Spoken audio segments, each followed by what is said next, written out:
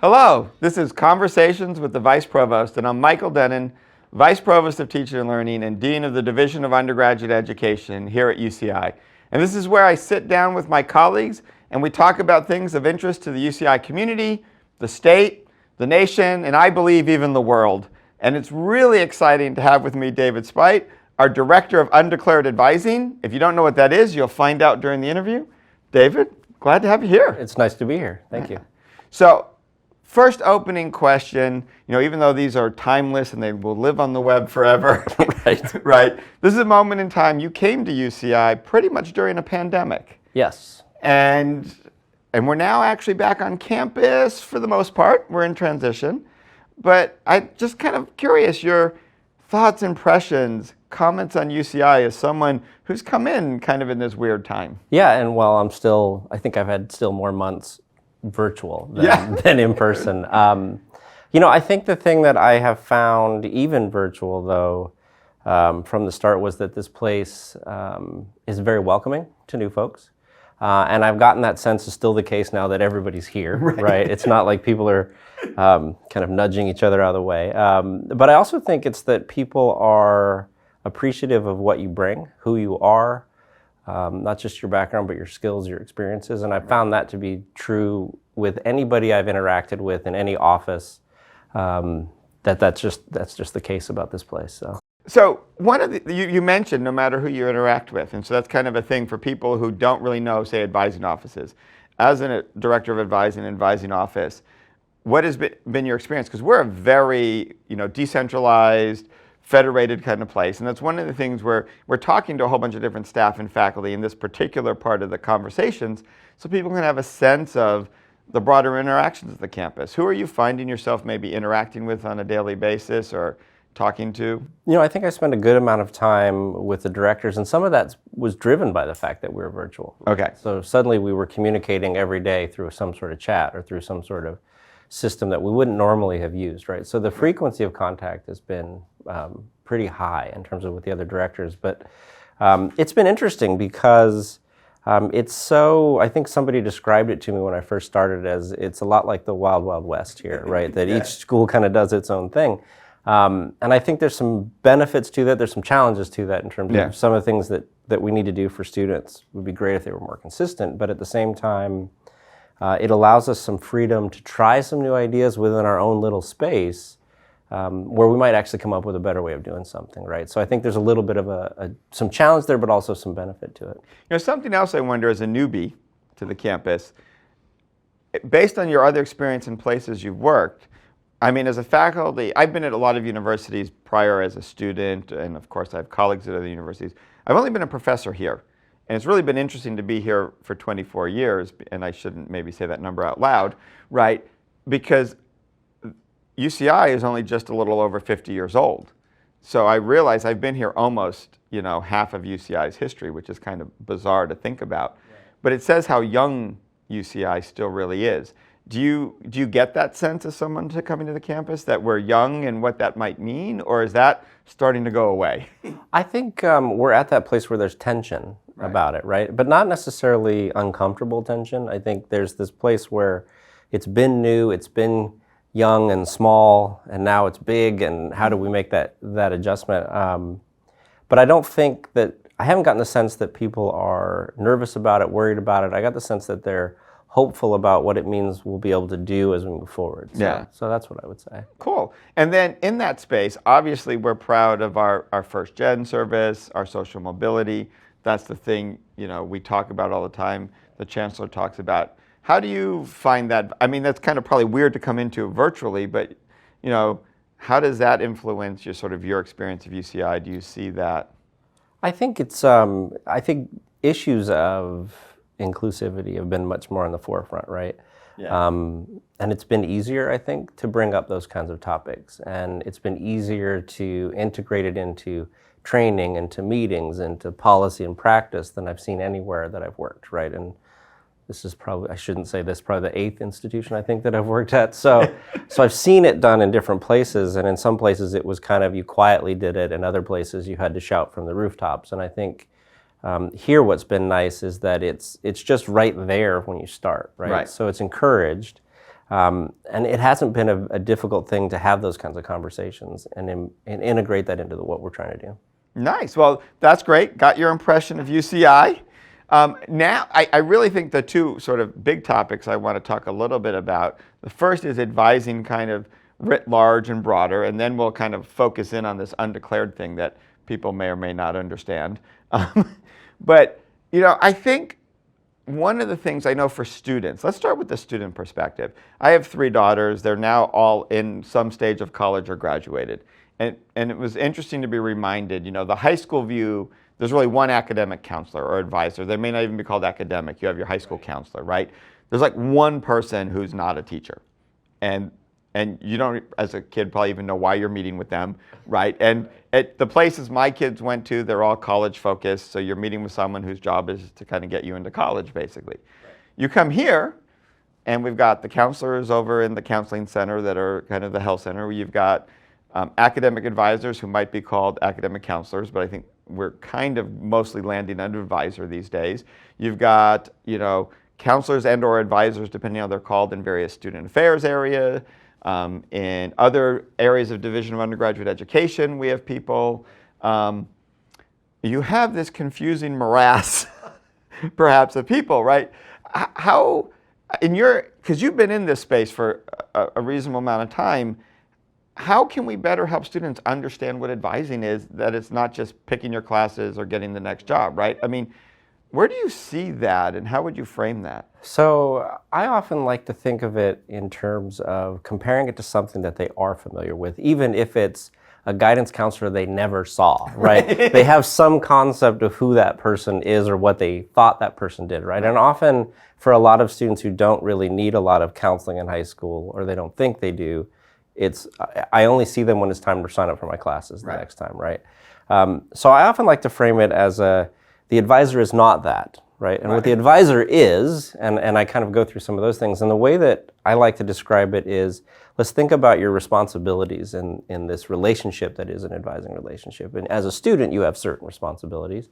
As an advisor, they have certain ones. And then, of course, there's even a whole section of this is what parents are not much, but they're responsible for, right? So I tend to frame it in that way, but talk about it in terms of the advisor is really not just there to talk about classes, because we can't know what classes you're going to take until we start to figure out who you want to be, what you want to study, how you're going to get there, right? So there's a whole conversation that has to happen in advising that is about figuring out that piece, right? Your life goals, your career goals, and then we figure out as well your educational goals and how we make that work, right? Nice. So I tend to frame it that way. Now, would you add anything different for the faculty member who says, why do we have so many academic advisors on campus? I don't think anyone says that, but on the off chance someone my father would probably say that, honestly. I think in the past, because it was just about classes, and for a lot of faculty, and when I went through college, it was this way. My advising interaction with my advisor was, here's what classes you're going to sign up for, right? In my case, it was a faculty member who just wanted me to take his classes. But, and to that end, I never did take any of his classes. But, so their experience with advising was a particular experience, right? And I think the profession of advising, and I wouldn't have called it a profession probably 30 years ago, right? It's now kind of this emerging profession where it's not just about classes, because we've realized that if we talk about some of these other things, who the student is, how to help them be successful, how to help them navigate through an institution they've never really been a part of, that it actually benefits the student in ways that are far beyond just making sure they get registered for classes, right? So I think that's part of it, right? And that's time intensive. Right. And so it's hard to not do that with a large number of folks doing it when you have a large campus. No, it makes a lot of sense. Something you alluded to that I find interesting at UCI, and not just here, but obviously at many research universities, is how to find the right language in this space around career goals and educational goals. Because I am totally with you, by the way, just for full disclosure, our students want to have a career. And that career might be academics, it might not be, but you can't go to college these days and not be thinking about a career, hopefully, right? And yet I think many faculty insist on what I would call this pure liberal arts idea of education. Many of us went to a liberal arts college. Many of us went to a big state school too. There's a mixture, but there is this sort of ethos that somehow these are different or in conflict, or you can't do them at the same time. Whereas for me, it's so clear they're integrated. Right. And it's so obvious, I sometimes have trouble talking with my colleagues about, okay, why are you seeing a conflict here? And does that happen with our students, do you think? Or are students, where are they in this space? I think, to use the GE as an example of this thing that encapsulates that liberal arts education, right? Students come in thinking, why do I have to take these things, right? And so I don't think that they're necessarily in conflict with one another. What I find is when we're helping students explore possible majors, possible areas of study, when we use those courses in those subjects, it helps them learn a little bit about themselves, right?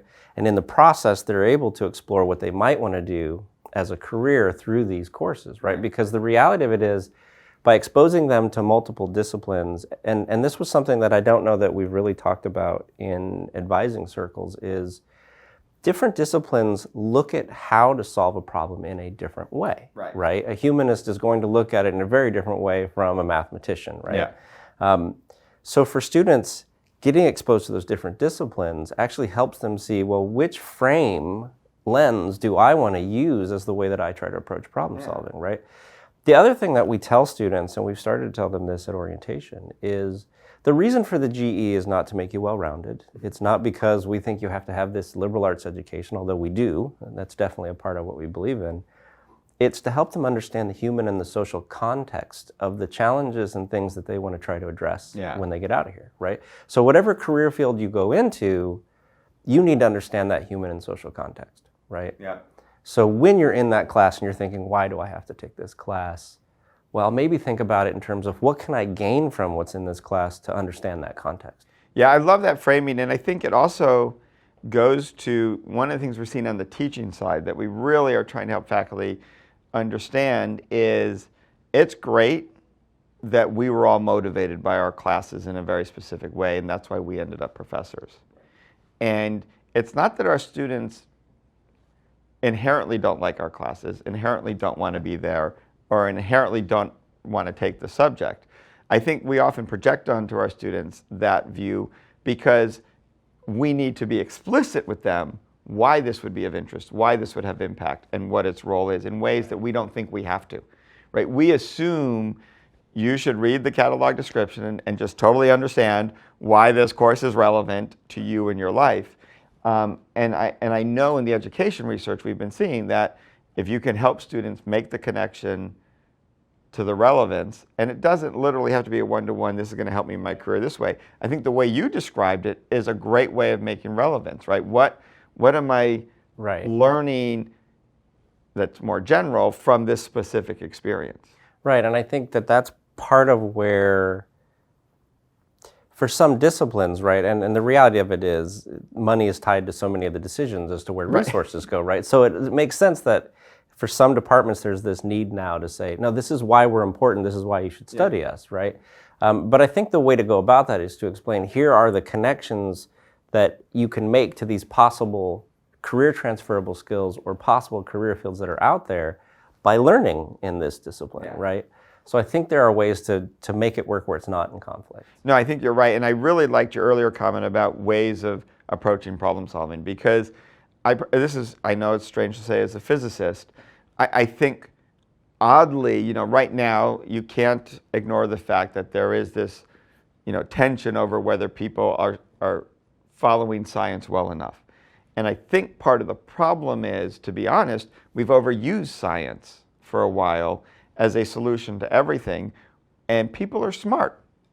And it's not a solution to everything. So when you see the places it fails, and you don't have an alternative, you then start to trust it everywhere. Distrust it everywhere. Right. I mean, it's a small piece of it. There's other pieces there. Yeah, well, and I think part of the distrust for science is because we haven't explained the human and the social context around the science. Right. And had we done that, maybe there'd be less tension. Yeah, and so you need You need all of those pieces, and I think that really helps students.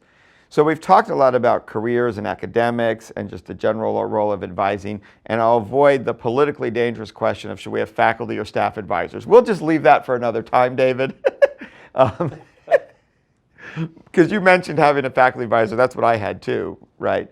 But there is a professionalization now that I think is important, but I like to leave things for later conversations. But I do want to get to this undeclared piece, and for clarity for our audience, your unit used to be called Undecided Undeclared, UU. One of my great achievements as a vice provost is we changed the name, right, to Undergraduate Undeclared, because in my view, they've made a decision.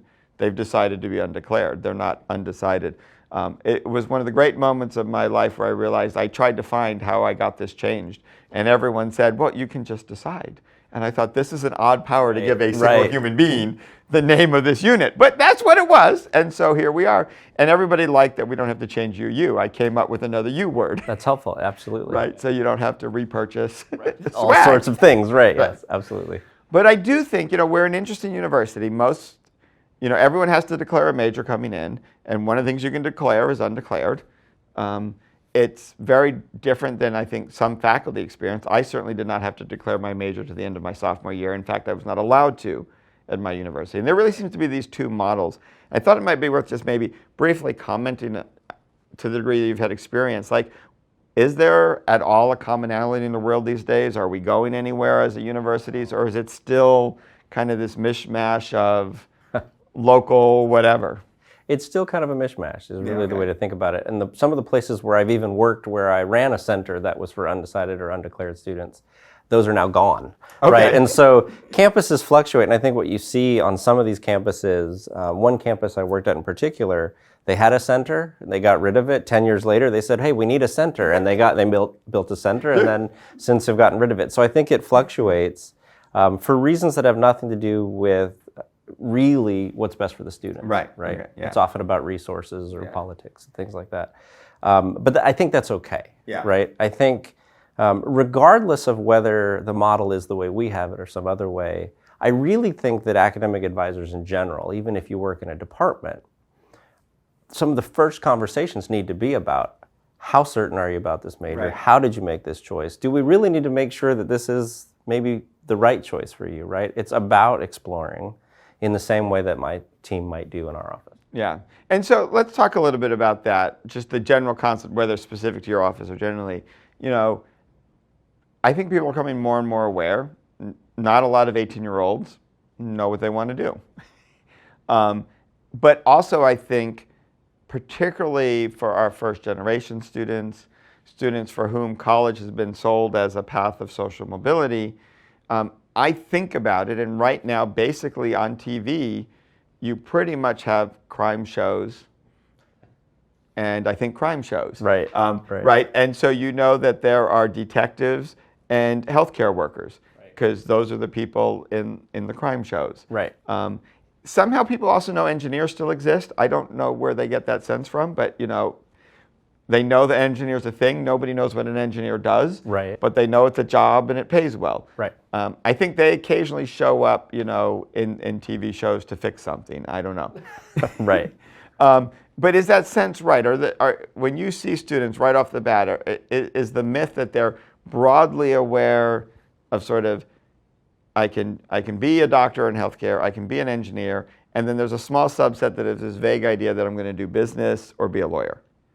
I think it's been interesting to watch, right? Every few years there's some article that says these are the majors that make the most money, which is silly because majors don't make money. No, exactly. It's always jobs and people. But it's interesting to see it'll shift, right? There was a point in which I remember everybody wanted to be a computer scientist, and then suddenly nobody wanted to be because there was a brief peak, right? We lost all our and physics then all of a majors sudden, to that. Right. Then there was a drop off on computer science. Suddenly everybody wanted to be a pharmacist, because that was a big deal. Nobody wants to be a pharmacist anymore, right? So I think it shifts, but the thing that's been common is the students come in with this idea of what a career might be. And it's often driven by things like, what's going to help me have the most social mobility, right? Some of it is culturally driven. I have a Japanese mother. The fact that I didn't become a doctor or a lawyer that's a problem, right? Yeah. I mean, I majored in history, right? That was not something you do when you have a Japanese mother. See, I was lucky. I had a mathematician for both a mom and a dad, so becoming a physicist was acceptable. Almost as bad, but still somewhat acceptable. Right. So I think that's part of it. But I also think part of what institutions have to do is remember that students are coming from places where they haven't been exposed to all of these different disciplines. Even the career I've been in for the last few decades, I didn't even know it existed when I got to college, right? So part of what we do is we help students see these opportunities, right? And the other thing that we tell students that they don't realize is the bachelor's degree really isn't designed to be a particular path to a particular career field, right? It's designed to give you some basic foundational skills that you could actually work in so many different careers, right? And employers tell us this too, right? So we tell students at orientation, the saying that we like to say is that a decision about a major is not a major decision. I love that. Because you just have to have one. Yeah. Employers don't care what it is, but they do care that you get the degree, right? Yeah. And with that degree comes these skills. And it's changing that. We can't change how students perceive it before they get to us. But part of what we do in advising is to help them see that that's not really the reality to it. You know, I wonder, I mean, it does raise a question, though. You in advising can't, obviously not your time and job, but I wonder, we as universities, if we just need to do something a little bit better as we go into the high schools. Because I do think one of the challenges is the people who tend to talk about universities are the faculty. And our major did matter to some degree. Though I have a really, really good friend who's now at an administrative role at a university in Wisconsin, who's a biologist, that was his professional career, whose undergrad degree is history. And I still don't know how he got into grad school in biology, but he did, and had a very successful career.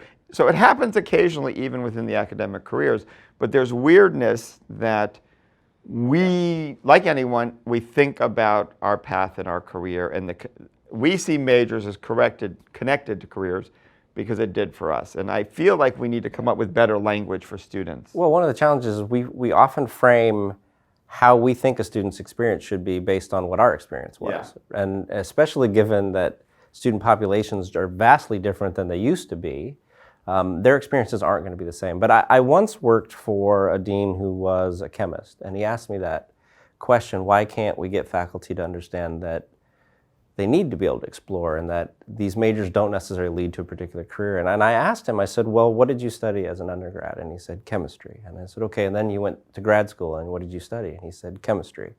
And I said, and then you got your doctorate, and what did you do? Well, I became a chemistry faculty member, and I did research in chemistry. And I said, okay, well, your path was very linear. So for students who are like you, that kind of path makes sense. But most individuals don't end up as faculty at universities, right? Most individuals end up out in the work world, and they're changing careers multiple times after they get out without having to go back to school to get another degree for it, right? So the reality of it is that for most human beings, they change their mind, and they have a very non-linear path to a career.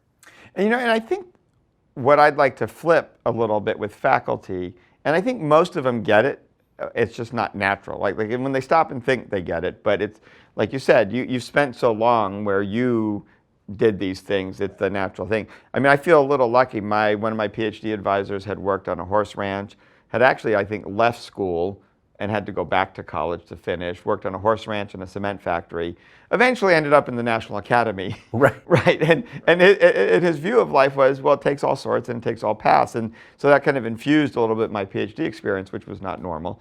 And I did go from physics, I did a postdoc, huge leap in chemistry, like radically different, right? And then came back. But, it's silly to sit here and describe that and present it as this radical path when it was like minor perturbations.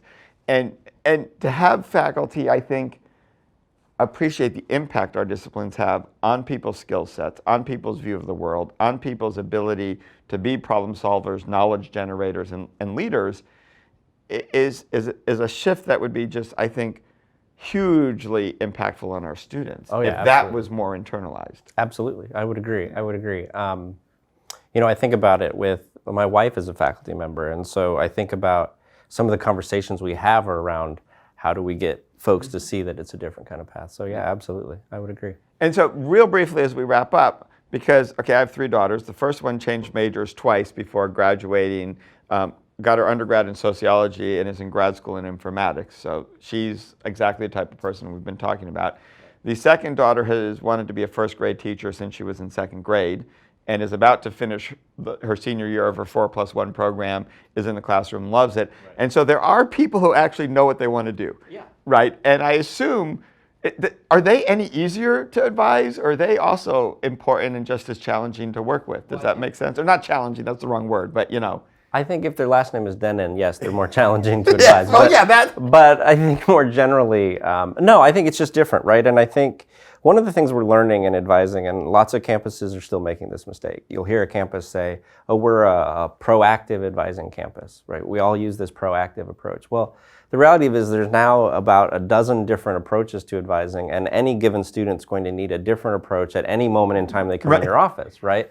And so it's not that they're more difficult, it's that as an advisor, we have to start to drive what approach are we using based on what that specific student needs. And so depending upon how certain they are, right, how we approach working with them is a little bit different. Yeah, but it's not necessarily more difficult. Right, yeah, no, that makes sense. But you're right. Yeah, if their last name is Dennin, it can be. And I know them very well. And I myself have caused those problems. But you know, David, this has been great. I think it's really give people a flavor for some of the changes that are down the road. And I think what it means to be student-centered in a world where our student demographics are changing. And what we thought of as important is still important. Our disciplines still contribute to ways of knowing, and they still have so much to offer the students, but we have to kind of meet them in the middle and really express that so that they can understand it and mesh with it. Right. In ways that are productive for everyone. So thank you so much. Thank you for watching. This has been Conversations with the Vice Provost, and we'll look forward to seeing you at the next conversation, virtually as it were.